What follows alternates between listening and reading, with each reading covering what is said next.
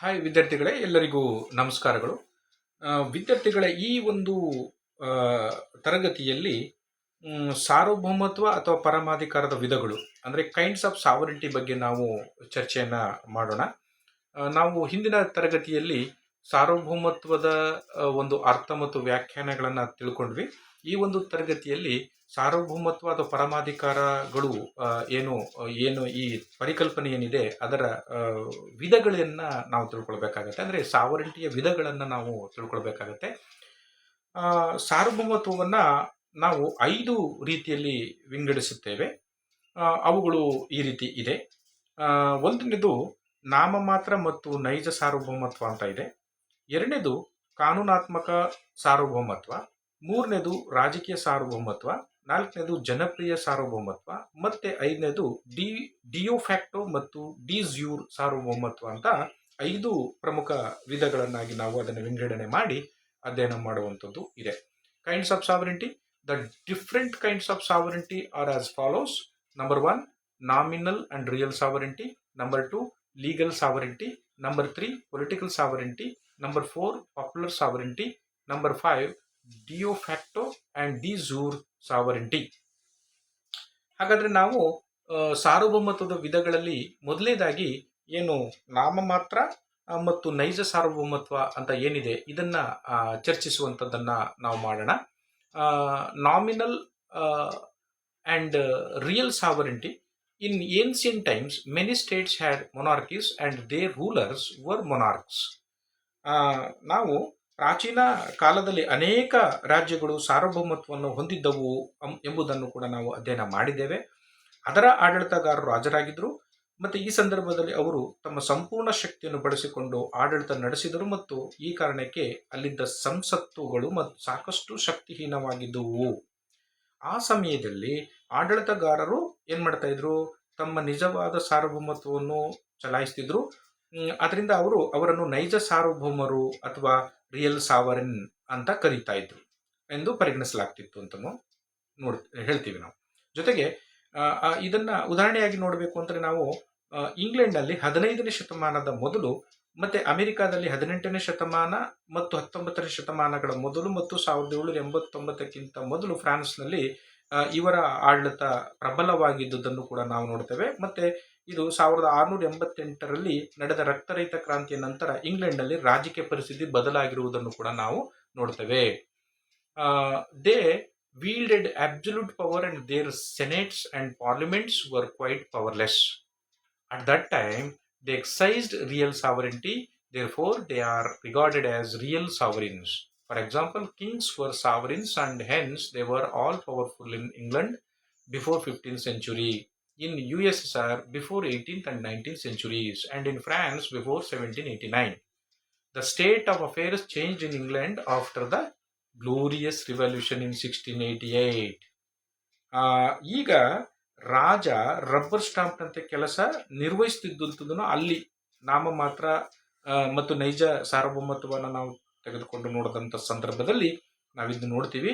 ನಾಮ ಮಾತ್ರ ಅಧಿಕಾರ, ನೈಜ ಅಧಿಕಾರ ಇವೆರಡರ ನಡುವಿನ ವ್ಯತ್ಯಾಸವನ್ನು ತೆಗೆದುಕೊಂಡು ನೋಡಿದಾಗ ಈಗ ಏನಿದೆ ಅಂದ್ರೆ, ಈಗ ರಾಜ ಉದಾಹರಣೆಗೆ ಬ್ರಿಟನ್ನಲ್ಲಿ ರಾಜ ರಬ್ಬರ್ ಸ್ಟಾಂಪ್ ನಂತೆ ಕೆಲಸ ಮಾಡ್ತಾ ಇರುವಂತ ನೋಡ್ತೇವೆ.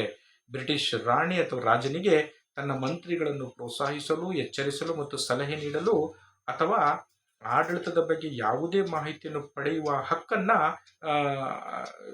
ನೀಡಿರುವಂಥದ್ದಿದೆ. ಈ ಸಾಮಾನ್ಯ ಅಧಿಕಾರಗಳನ್ನು ಹೊರತುಪಡಿಸಿ ಏನ್ ಮಾಡ್ತಾರೆ, ಬ್ರಿಟಿಷ್ ರಾಜನ ಎಲ್ಲಾ ಇತರ ಅಧಿಕಾರಗಳನ್ನು ಅವನ ಮಂತ್ರಿಗಳ ಚಲಾಯಿಸುವಂಥದ್ದು ಇದೆ. ಅದೇ ರೀತಿಯಲ್ಲಿ ಭಾರತದಲ್ಲಿ ರಾಷ್ಟ್ರಪತಿ ಒಂದು ನಾಮಮಾತ್ರ ಅಧಿಕಾರಿಯಾಗಿರುವಂಥದ್ದನ್ನ ನೋಡ್ತೇವೆ. ನೈಜ ಅಧಿಕಾರವು ಭಾರತದ ಪ್ರಧಾನಮಂತ್ರಿ ಮತ್ತು ಮಂತ್ರಿಮಂಡಲ ಅಥವಾ ಕ್ಯಾಬಿನೆಟ್ ಏನಿದೆ ಅದು ಚಲಾಯಿಸುವಂಥದ್ದು ಇದೆ. ಅದೇ ರೀತಿಯಲ್ಲಿ ಬ್ರಿಟನ್ನಲ್ಲಿ ರಾಜ ಅಥವಾ ರಾಣಿ ನಾಮಮಾತ್ರ ಅಧಿಕಾರಿಯಾಗಿದ್ದಾರೆ, ಅಲ್ಲಿನ ಪ್ರಧಾನಮಂತ್ರಿ ಮತ್ತು ಕ್ಯಾಬಿನೆಟ್ ನೈಜ ಅಧಿಕಾರಿಯಾಗಿ ಕಾರ್ಯವನ್ನು ನಿರ್ವಹಿಸುವುದನ್ನು ನಾವು ನೋಡ್ತೇವೆ. ಮತ್ತೆ ಸಂವಿಧಾನದ ಆರಂಭಿಕ ಬ್ರಿಟಿಷ್ ಸಾರ್ವಭೌಮತ್ವದ ಸ್ಥಾನವನ್ನ ತಿಳಿಸುವುದನ್ನು ನಾವು ನೋಡೋದಾದ್ರೆ, ಸಂವಿಧಾನದ ಆರಂಭಿಕ ಇತಿಹಾಸದ ಪ್ರಕಾರ ಮಂತ್ರಿಗಳು ರಾಜನ ಸಲಹೆಗಾರಾಗಿದ್ದರು. ಆವಾಗ ಬ್ರಿಟನ್ನಲ್ಲಿ ಮಂತ್ರಿಗಳು ರಾಜನ ಸಲಹೆಗಾರಾಗಿದ್ದರು, ರಾಜನಿಗೆ ಸಲಹೆ ನೀಡುತ್ತಿದ್ರು ಮತ್ತು ರಾಜನು ನಿರ್ಧರಿಸುತ್ತಿದ್ದನು. ಆ ಸಂದರ್ಭದಲ್ಲಿ ಮೊನಾರ್ಕಿ ಇದ್ದಂಥ ಸಂದರ್ಭದಲ್ಲಿ, ಬ್ರಿಟನ್ನಲ್ಲಿ ಮೊನಾರ್ಕಿ ಏನಿತ್ತು, ರಾಜಪ್ರಭುತ್ವ ಏನಿತ್ತು, ಆ ಸಂದರ್ಭದಲ್ಲಿ ರಾಜನು ತಾನು ಆಡಳಿತವನ್ನು ನಡೆಸುವುದಕ್ಕೆ ಸಲಹೆಗಾರನಾಗಿ ಅಥವಾ ಸಹಾಯಕರನಾಗಿ ಮಂತ್ರಿಗಳನ್ನು ನೇಮಿಸಿಕೊಳ್ಳುವಂಥ ಪದ್ಧತಿ ಬ್ರಿಟನ್ನಲ್ಲಿ ಇತ್ತು. ಯಾಕಂದರೆ ರಾಜನು ಒಬ್ಬನೇ ಇಡೀ ದೇಶದ ಒಂದು ಆಡಳಿತವನ್ನು ನಡೆಸುವುದಕ್ಕೆ ಕಷ್ಟ ಸಾಧ್ಯವಾಗ್ತಿತ್ತು. ಆದ್ದರಿಂದ ರಾಜ ತನಗೆ ಅನುಕೂಲವಾಗುವ ರೀತಿಯಲ್ಲಿ ತನಗೆ ಬೇಕಾದಂತಹ ಮಂತ್ರಿಗಳನ್ನು ಸಹಾಯಕರ ನೇಮಿಸಿಕೊಳ್ಳುವಂಥದ್ದಿತ್ತು. ಆ ಮಂತ್ರಿಗಳು ರಾಜನಿಗೆ ಆ ಸಂದರ್ಭದಲ್ಲಿ ಸಲಹೆ ಸಹಕಾರ ನೀಡುವಂಥದ್ದು ಇರ್ತಿತ್ತು. ರಾಜನಿಗೆ ಸಲಹೆನ ನೀಡ್ತಿದ್ರು ಅವರು. ರಾಜನು ಮಂತ್ರಿಗಳು ರಾಜನಿಗೆ ಸಲಹೆ ನೀಡುತ್ತಿದ್ದರೂ ಕೂಡ ಅಂತಿಮವಾಗಿ ನಿರ್ಧಾರವನ್ನು ತೆಗೆದುಕೊಳ್ಳುವಂಥ ಅಧಿಕಾರ ಯಾರಿಗಿತ್ತು? ರಾಜನಿಗಿತ್ತು. ಆದ್ರಿಂದ ನೈಜ ಅಧಿಕಾರ ಆ ಸಂದರ್ಭದಲ್ಲಿ ಏನಿತ್ತು, ರಾಜನಿಗೆ ಇರ್ತಿತ್ತು. ಈಗ ತತ್ವಗಳು ಬಹುತೇಕ ವ್ಯತ್ಯಾಸವಾಗಿರುವುದನ್ನು ನಾವು ನೋಡುತ್ತೇವೆ. ರಾಜನನ್ನು ಸಮಾಲೋಚಿಸಲಾಗುತ್ತದೆ, ಆದರೆ ಮಂತ್ರಿಗಳು ನಿರ್ಧರಿಸುತ್ತಾರೆ ಅನ್ನೋದನ್ನು ನಾವು ಈಗ ನೋಡ್ತೇವೆ. ಇದು ಒಂದನೇದು ನಾಮಿನಲ್ ಮತ್ತೆ ರಿಯಲ್ ಸಾವರಿಂಟಿ ಅಥವಾ ನಾಮಮಾತ್ರ ಮತ್ತು ನೈಜ ಸಾರ್ವಭೌಮತ್ವದ ನಡುವಿನ ವ್ಯತ್ಯಾಸವನ್ನು ನಾವು ನೋಡುವಂಥದ್ದು ಇದೆ. ಎರಡನೇದಾಗಿ ಲೀಗಲ್ ಸಾವರಿಂಟಿ ಅಂತ ಬರುತ್ತೆ, ಅಂದರೆ ಕಾನೂನು ಸಾರ್ವಭೌಮತ್ವ ಅಂತ ಇದೆ. Legal sovereignty is that authority of the state which has the legal power to issue final commands. It is the authority of the state to whose directions the law of the state attributes final legal force.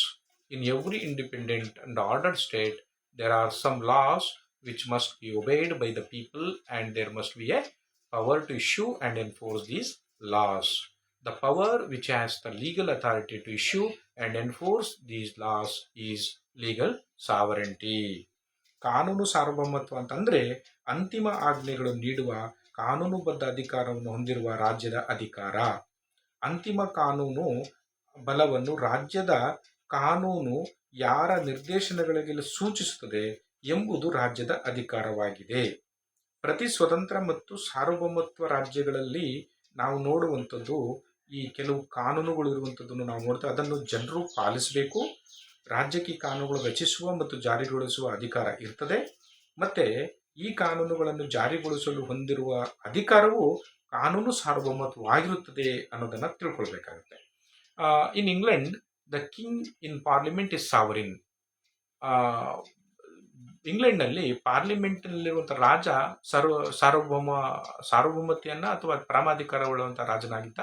According to Dicey, the British Parliament is so omnipotent, legally speaking, that it can adjudge an infant of full age. It may attain a man of treason after death. It may legitimize an illegitimate child, or if it sees fit, make a man a judge in his own case. The authority, ಇಲ್ಲಿ ಡೈಸಿರವರು ಏನು ಹೇಳ್ತಾರೆ ಅಂತಂದರೆ, daisy ಪ್ರಕಾರ British parliament ಕಾನೂನುಬದ್ಧವಾಗಿ ಎಷ್ಟು ಸರ್ವಸತ್ತವಾಗಿದೆ ಅಂತ ಅಂದರೆ, ಅದು ಪೂರ್ಣ ವಯಸ್ಸಿನ ಶಿಶುವನ್ನು ನಿರ್ಣಯಿಸಬಹುದು. ಒಂದು ಮಗುವನ್ನು ಕೂಡ ಅದು ಹೇಗೆ ನಿರ್ಣಯಿಸಬಹುದು?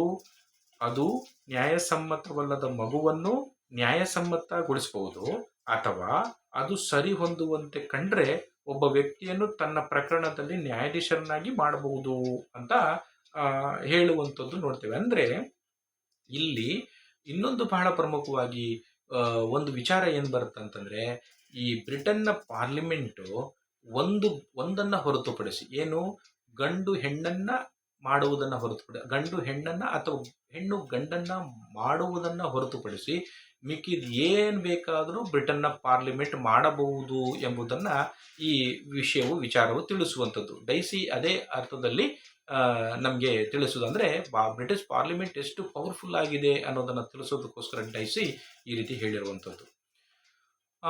ಆಮೇಲೆ the authority of the legal sovereign is absolute and law is simply the will of the sovereign.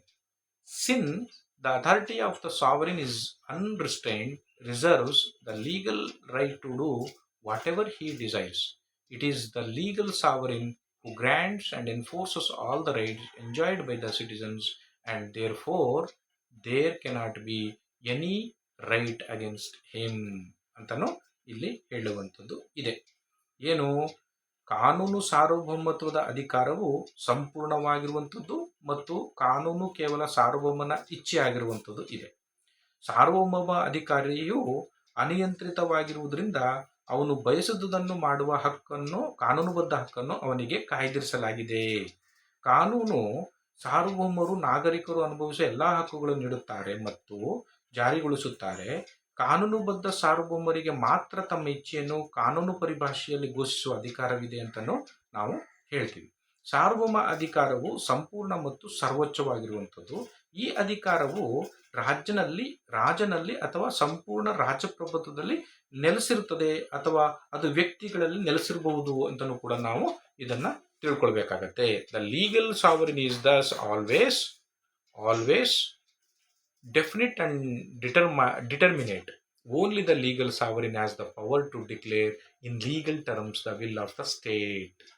The authority of the sovereign is absolute and supreme.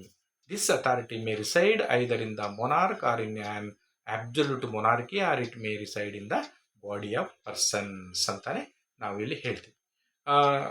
ಈಗ ನಾವು ಮೂರನೇ ಈ ಸಾರ್ವಭೌಮತ್ವದ ವಿಧಗಳಲ್ಲಿ ಮೂರನೇ ವಿಧ ಪ್ರಕಾರವನ್ನ ನಾವು ನೋಡೋಣ. ಮೂರನೇ ಪ್ರಕಾರ ಯಾವುದು ಅಂದ್ರೆ ರಾಜಕೀಯ ಸಾರ್ವಭೌಮತ್ವ ಅಥವಾ political ಸಾವರಿಂಟಿ. Number 3, political sovereignty.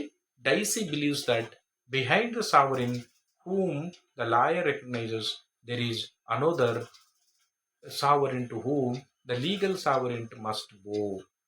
Such sovereign to whom the legal sovereign must bow is called political sovereign. In every ordered state, the legal sovereign has to pay due attention to the political sovereign. Legal sovereign is a law-making authority in legal terms, whereas political sovereignty is behind the legal sovereign. The legal sovereign can express his will in legal terms, but the political sovereign cannot do so. Legal sovereign is determinate, definite, and visible, whereas political sovereign is not determinate and clear. It is recognized. Legal sovereignty is vested in the electorate, public opinion, and other influences of the state which mold or shape the public opinion. Legal sovereign is recognized by lawyers, while political sovereign is not. Legal sovereign cannot go against the will of the political sovereign, whereas political sovereign, though not legally powerful, controls over the legal sovereign. The concept of legal sovereign is clear, whereas the concept of political sovereign is vague. Legal sovereign is elected by the political sovereign, whereas political sovereign is the electorate or the people. These are the points of difference between the legal sovereign and the political sovereign. ರಾಜಕೀಯ ಸಾರ್ವಭೌಮತ್ವ ಅಂತಂದ್ರೆ ಕಾನೂನು ಸಾರ್ವಭೌಮನು ಯಾರಿಗೆ ತಲೆಬಾಗಬೇಕು ಅಂತ ಅಂದ್ಕೊಳ್ತಾನೋ ಅಂತಹ ಸಾರ್ವಭೌಮತ್ವವನ್ನ ರಾಜಕೀಯ ಸಾರ್ವಭೌಮತ್ವ ಅಂತ ನಾವು ಕರೆಯುತ್ತೇವೆ. ಅದನ್ನ ಆ ರೀತಿ ಕರೆಯಲಾಗುತ್ತೆ. ಪ್ರತಿಯೊಂದು ಸಾರ್ವಭೌಮ ರಾಜ್ಯಗಳಲ್ಲಿ ಕಾನೂನು ಸಾರ್ವಭೌಮರು ಏನ್ ಮಾಡ್ತಾರೆ, ರಾಜಕೀಯ ಸಾರ್ವಭೌಮತ್ವದ ಬಗ್ಗೆ ಸರಿಯಾದ ಗಮನ ಹರಿಸಬೇಕಾಗುತ್ತದೆ. ಇದನ್ನ ನೋಡುವಾಗ ಪ್ರೊಫೆಸರ್ ಗಿಲ್ಕ್ರಿಸ್ಟ್ ಅವರು ಏನ್ ಹೇಳ್ತಾರೆ ಅನ್ನೋದನ್ನ ನೋಡೋದಾದ್ರೆ, ರಾಜಕೀಯ ಸಾರ್ವಭೌಮ ಎಂದರೆ ಕಾನೂನಿನ ಹಿಂದೆ ಇರುವ ರಾಜ್ಯದಲ್ಲಿನ ಒಟ್ಟು ಮೊತ್ತದ ಪ್ರಭಾವಗಳು. ಆಧುನಿಕ ಪ್ರತಿನಿಧಿ ಪ್ರಜಾಪ್ರಭುತ್ವದಲ್ಲಿ ಸರ್ಕಾರದಲ್ಲಿ ನಾವು ಇದನ್ನು ಸ್ಥೂಲವಾಗಿ ಜನರ ಅಧಿಕಾರ ಅಂತ ವ್ಯಾಖ್ಯಾನಿಸಬಹುದು ಅಂತಲೂ ಕೂಡ ಇವರು ಗಿಲ್ಕ್ರಿಸ್ಟ್ ಅವರು ಹೇಳ್ತಾರೆ. ಬೇರೆ ರೀತಿಯಲ್ಲಿ ಹೇಳುವುದಾದ್ರೆ, ಪ್ರತಿನಿಧಿ ಪ್ರಜಾಪ್ರಭುತ್ವಗಳಲ್ಲಿ ರಾಜಕೀಯ ಸಾರ್ವಭೌಮತ್ವದಿಂದ ನಾವು ಇಡೀ ಜನಸಾಮಾನ್ಯರನ್ನು ಅಥವಾ ಮತದಾರರನ್ನು ಅಥವಾ ಸಾರ್ವಜನಿಕ ಅಭಿಪ್ರಾಯವನ್ನು ಅರ್ಥೈಸುವಂಥದ್ದನ್ನು ನಾವು ನೋಡ್ತೇವೆ. ಅದೇ ರೀತಿಯಲ್ಲಿ ಅದೇ ಸಮಯದಲ್ಲಿ ನಾವು ರಾಜಕೀಯ ಸಾರ್ವಭೌಮತ್ವವನ್ನು ಖಂಡಿತವಾಗಿಯೂ ಕೂಡ ಜನರ, ಮತದಾರರ ಅಥವಾ ಸಾರ್ವಜನಿಕ ಅಭಿಪ್ರಾಯಗಳೊಂದಿಗೆ ಗುರುತಿಸಲಾಗುತ್ತದೆ.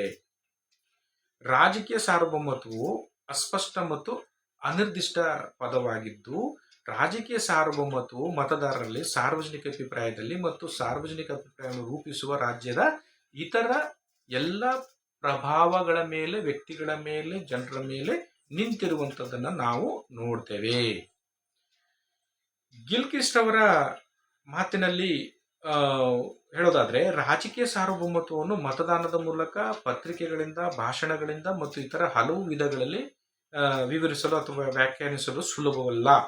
ಆದಾಗ್ಯೂ ಕೂಡ ಇದು ಸಂಘಟಿತವಾಗಿಲ್ಲ ಮತ್ತು ಸಂಘಟಿತವಾದಾಗ ಮಾತ್ರ ಪರಿಣಾಮಕಾರಿಯಾಗಿರಬಹುದು ಅಂತಲೂ ಕೂಡ ಹೇಳುವಂಥದ್ದು. ಆದರೆ ಅವ್ರ ಪ್ರಕಾರನೇ ರಾಜಕೀಯ ಸಾರ್ವಭೌಮತ್ವದ ಸಂಘಟನೆಗಳು ಕಾನೂನು ಸಾರ್ವಭೌಮತ್ವಕ್ಕೆ ಕಾರಣವಾಗುತ್ತವೆ. ಇವೆರಡು ರಾಜ್ಯದ ಒಂದು ಸಾರ್ವಭೌಮತ್ವದ ಅಂಶಗಳಾಗಿವೆ ಅಂತಲೂ ಕೂಡ ಗಿಲ್ಕ್ರಿಸ್ಟ್ ಅವರು ಹೇಳ್ತಾರೆ.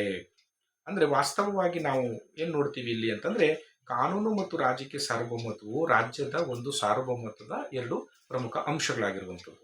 ಆದರೆ ಅದೇ ಸಮಯದಲ್ಲಿ ಎರಡೂ ಅಂಶಗಳು ಎರಡು ಧ್ರುವಗಳನ್ನು ನಿರ್ಮಿಸಿ ನಿಲ್ಲುತ್ತವೆ, ಅಂದ್ರೆ ಉತ್ತರ ಧ್ರುವವಾಗಿ ನಿಂತ್ಕೊಳ್ತವೆ ಅಂತ. ಕಾನೂನು ಸಾರ್ವಭೌಮತ್ವವು ಕಾನೂನು ಪರಿಭಾಷೆಯಲ್ಲಿ ಕಾನೂನು ರಚಿಸುವಂತ ಅಧಿಕಾರವಾಗಿದೆ. ಆದರೆ ರಾಜಕೀಯ ಸಾರ್ವಭೌಮತ್ವವು ಇಲ್ಲಿ ಕಾನೂನು ಸಾರ್ವಭೌಮತ್ವದ ಹಿಂದೆ ಇದೆ ಅಂತಾನೆ ನಾವು ತಿಳ್ಕೊಳ್ಬೇಕಾಗತ್ತೆ. ಕಾನೂನು ಸಾರ್ವಭೌಮನು ತನ್ನ ಇಚ್ಛೆಯನ್ನು ಕಾನೂನು ಪರಿಭಾಷೆಯಲ್ಲಿ ವ್ಯಕ್ತಪಡಿಸ್ತಾನೆ.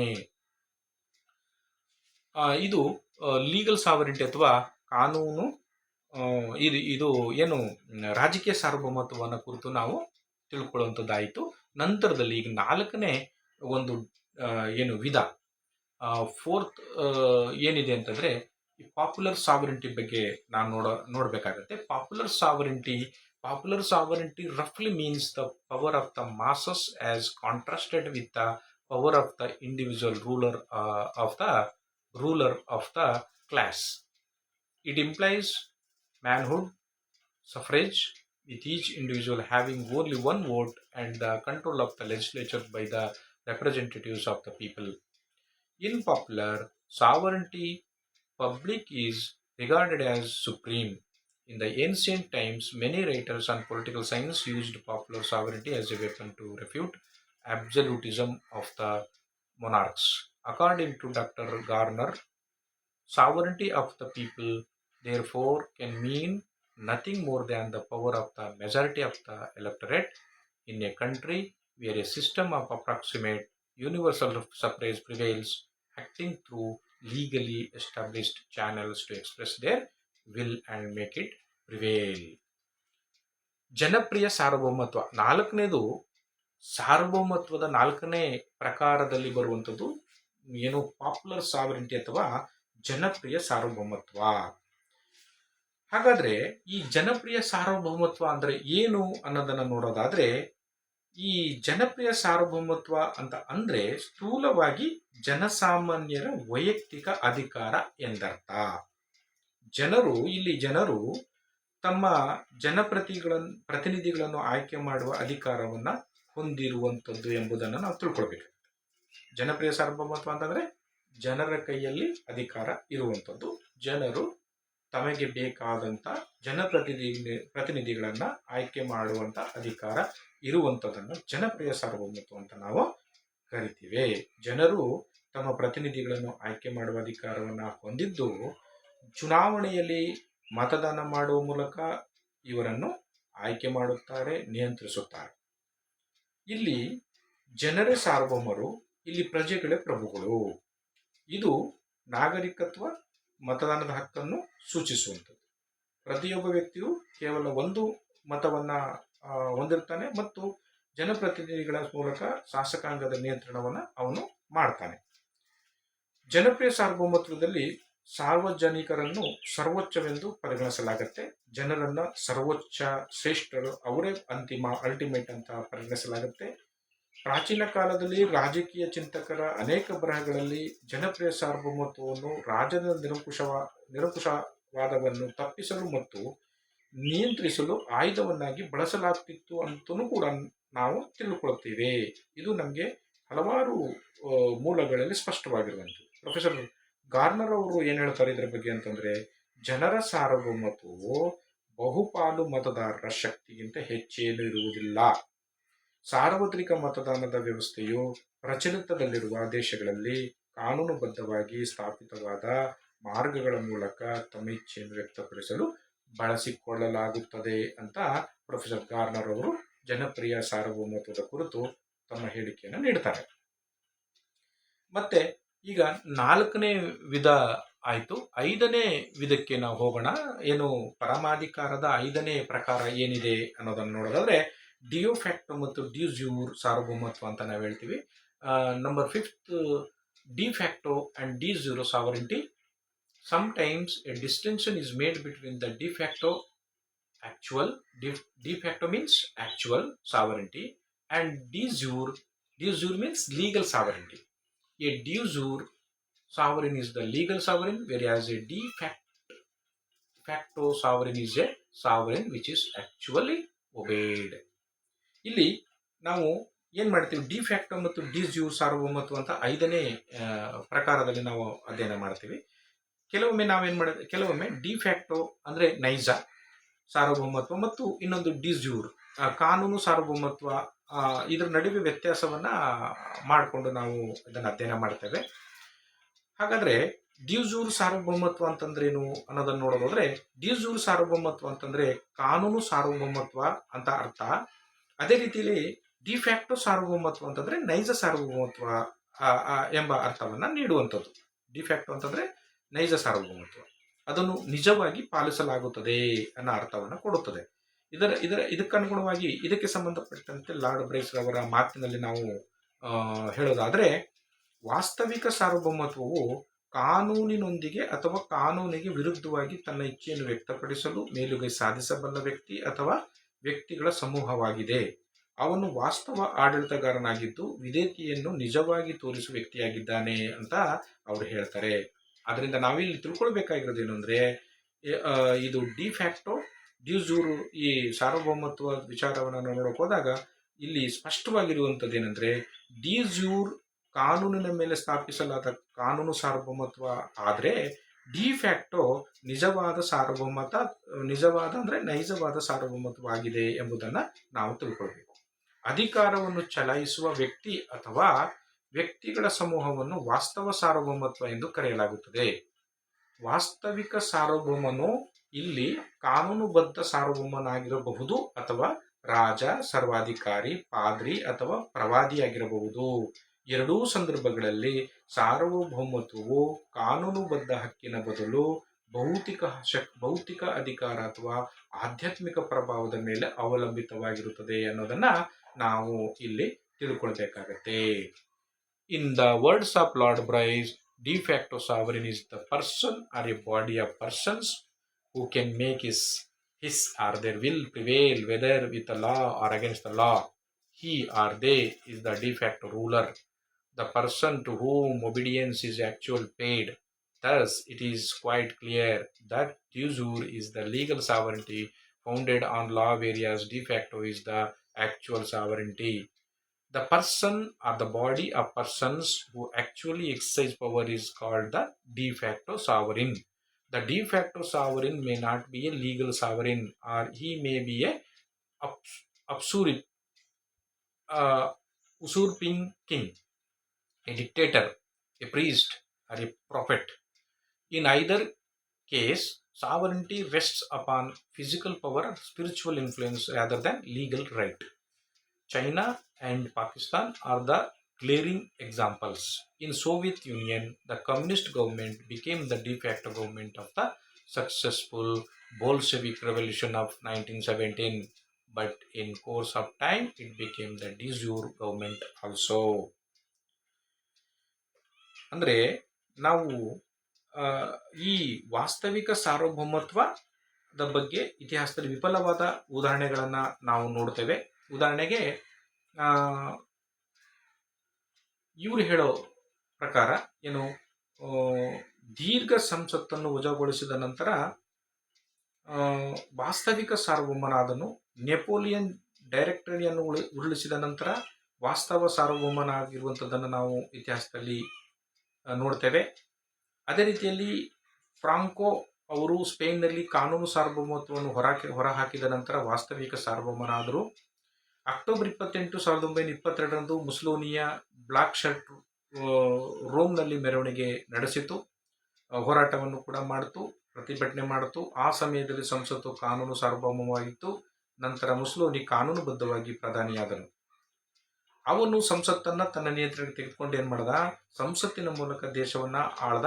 ಜೊತೆಗೆ ಸಂಸತ್ತು ಕಾನೂನು ಸಾರ್ವಭೌಮತ್ವದಲ್ಲಿ ಉಳಿತು. ಆದರೆ ಮುಸೋಲಿನಿ ನಿಜವಾದ ಅಥವಾ ವಾಸ್ತವಿಕ ಸಾರ್ವಭೌಮನಾಗಿರುವಂಥದ್ದನ್ನು ನಾವು ಇತಿಹಾಸದಲ್ಲಿ ನೋಡ್ತೇವೆ. ಅದೇ ರೀತಿ ಹಿಟ್ಲರ್ ಜರ್ಮನಿಯಲ್ಲೂ ಕೂಡ ಇದೇ ರೀತಿ ಮಾಡ್ದ, ಅವನು ಸಹ ಡಿಫ್ಯಾಕ್ಟೋ ಸಾರ್ವಭೌಮನಾಗ್ತಾನೆ. ಅವನು ಕಾನೂನು ಸಾರ್ವಭೌಮತ್ವವನ್ನು ನಿಯಂತ್ರಿಸಿ ವಾಸ್ತವಿಕ ಸಾರ್ವಭೌಮನಾಗಿರುವಂಥದ್ದನ್ನು ನಾವು ಇತಿಹಾಸದಲ್ಲಿ ನೋಡ್ತೇವೆ. ಅಂತೆ ಸ್ಟಾಲಿನ್ ಕೂಡ ಸುಮಾರು 3 ದಶಕಗಳವರೆಗೆ USSR ನಲ್ಲಿ ನಿಜವಾದ ಅಥವಾ ನೈಜವಾದ ಸಾರ್ವಭೌಮನಾಗಿ ಆಡಳಿತ ನಡೆಸಿರುವಂಥದ್ದನ್ನು ಕೂಡ ನಾವು ನೋಡ್ತೇವೆ. ಇದಿಷ್ಟು ಏನು ಸಾರ್ವಭೌಮತ್ವ ಅಥವಾ ಸಾರ್ವಭೌಮತ್ವ ಅಥವಾ ಪರಮಾಧಿಕಾರತ್ವ ಅಂತ ಏನಿದೆ, ಇದರ ಒಂದು ವಿವರಣೆಯನ್ನು ನಾವು ನೋಡಿದ್ವಿ. ಇನ್ನೂ ನಿಮಗೆ ಹೆಚ್ಚಿನದಾಗಿ ಉದಾಹರಣೆ ಸಮೇತ ಹೇಳಬೇಕು ಅಂದರೆ, ಎರಡನೆಯ ಮಹಾಯುದ್ಧದ ನಂತರ ಮತ್ತು ಈಜಿಪ್ಟ್ ಕ್ರಾಂತಿ ಏನಾಯಿತು, ಅದಕ್ಕಿಂತ ಕ್ರಾಂತಿಯ ಮೊದಲು ಕಿಂಗ್ ಫಾರೂಕ್ ಕಾನೂನು ಸಾರ್ವಭೌಮನಾಗಿದ್ದ. ಈಜಿಪ್ಟ್ನಲ್ಲಿ ಜನರಲ್ ನಾಗುಯಿಬ್ರ ದಂಗೆ ಮತ್ತು ಕಿಂಗ್ ಫಾರೂಕ್ನನ್ನ ಹೊರಹಾಕಿದ್ದು ಕೂಡ ವಾಸ್ತವಿಕ ಸಾರ್ವಭೌಮತ್ವದ ಮತ್ತೊಂದು ಉದಾಹರಣೆ ಆಗಿರುವಂಥದ್ದನ್ನು ನೋಡ್ತೇವೆ. ಮತ್ತೆ ನಜೀಬ್ನನ್ನು ಹೊರಹಾಕಿ ನಾಜರ್ ಅವನ ನಂತರ ವಾಸ್ತವಿಕ ಸಾರ್ವಭೌಮತ್ವವನ್ನು ವಹಿಸಿದ್ದು ಕೂಡ ನಾವು ನೋಡ್ತೇವೆ. ಮತ್ತೆ ನಾಜರ್ ಮರಣ ನಂತರ ಸಾದತ್ ಬಂದ. ಇವನ ಹತ್ಯೆಯ ನಂತರ ಹೋಸ್ನಿ ಮುಬಾರಕ್ ಈಜಿಪ್ಟ್ಗೆ ಅಧ್ಯಕ್ಷನಾದ. ಅಂತೆಯೇ ಅದರಂತೆಯೇ ನಾವು ಪಾಕಿಸ್ತಾನದಲ್ಲಿ ನೋಡೋದಾದ್ರೆ ಅಯೂಬ್ ಖಾನ್ ಪಾಕಿಸ್ತಾನದಲ್ಲಿ ಏನ್ ಮಾಡಿದ, ಮಿಲಿಟರಿ ದಂಗೆ ನಡೆಸಿದ ನಂತರ ವಾಸ್ತವಿಕ ಸಾರ್ವಭೌಮನಾಗಿರುವಂತನ್ನ ನೋಡ್ತೇವೆ. ಜೊತೆಗೆ ಅಯೂಬ್ ಖಾನ್ನು ಯಾಹ್ಯಾ ಖಾನ್ನ ಸೈನ್ಯದ ಸಹಾಯದಿಂದ ಉರುಳಿಸಿದ ನಂತರ ಸರ್ಕಾರ ಉರುಳಿಸಿದ ನಂತರ ವಾಸ್ತವಿಕ ಸಾರ್ವಭೌಮನಾಗಿರುವಂಥದ್ದನ್ನು ಕೂಡ ನೋಡ್ತೇವೆ. ಜೊತೆಗೆ 1971ರಲ್ಲಿ ಭಾರತೀಯ ಸೈನ್ಯದ ಸೋಲಿನ ನಂತರ ಅವನು ಭುಟ್ಟೋಗೆ ಅಧಿಕಾರವನ್ನು ಹಸ್ತಾಂತರಿಸಿರುವಂಥದ್ದು ನೋಡ್ತೇನೆ. ಜೊತೆಗೆ ಅವನನ್ನು ಜುಲೈ 1977ರಲ್ಲಿ ಜಿಯಾ ಉಲ್ ಹಕ್ ಅಧಿಕಾರದಿಂದ ಹೊರಹಾಕಿದನು. ಮತ್ತೆ ಅವನು ಮೊದಲು ನೈಜ ಪರಮಾಧಿಕಾರ ಆಗಿದ್ದ ಮತ್ತು ನಂತರ ಡಿಜೂರ್ ಸಾರ್ವಭೌಮನಾಗಿರುವಂಥದ್ದನ್ನ ನಾವು ನೋಡ್ತೇವೆ. ಅಂದ್ರೆ ಈಗ ನಿಮಗೆ ಸ್ಪಷ್ಟವಾಗಿರ್ಬಹುದು ಏನು ಡಿಫ್ಯಾಕ್ಟೋ ಮತ್ತು ಡಿಜೂರ್ ಸಾವರಿಟಿ ಅಂದ್ರೆ ಏನು ಅನ್ನೋದ್ರ ಬಗ್ಗೆ ನಿಮಗೆ ಇದರ ಮೂಲಕ ತಿಳ್ಕೊಂಡಂಗಾಯ್ತು. ಹಾಗಾದ್ರೆ ನಾವು ಇಲ್ಲಿಗೆ ಈ ಒಂದು ತರಗತಿಯನ್ನ ಮುಗಿಸೋಣ, ಕನ್ಕ್ಲೂಡ್ ಮಾಡೋಣ. ಮುಂದಿನ ತರಗತಿಯಲ್ಲಿ ನಾವು ಭೇಟಿಯಾಗೋಣ. ಎಲ್ಲರಿಗೂ ಧನ್ಯವಾದಗಳು, ನಮಸ್ಕಾರ.